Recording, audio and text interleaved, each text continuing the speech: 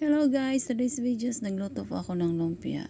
Ito na guys, nilagay ko na yung bawang at sibuyas bombay. Tapos, at saka yung giniling.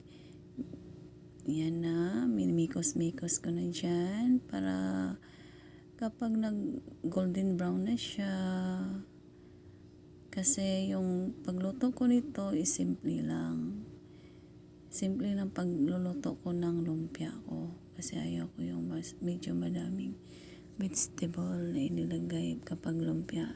Kasi ayaw ko madaling mapanis yung niluto kong lumpia. Parang ano niya ba. Tapos, yan na, kumukulo-kulo na siya. Pag nag-golden brown na yan,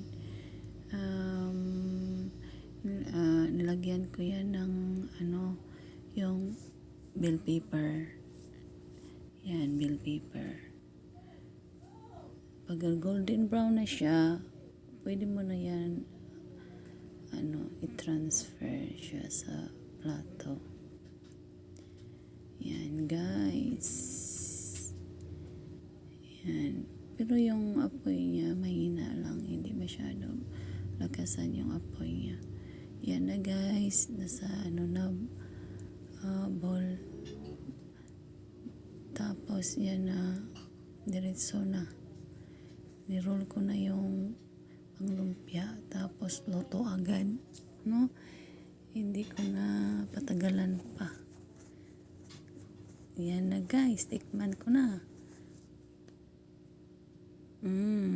Ang sarap ng lumpia. Thanks for watching guys.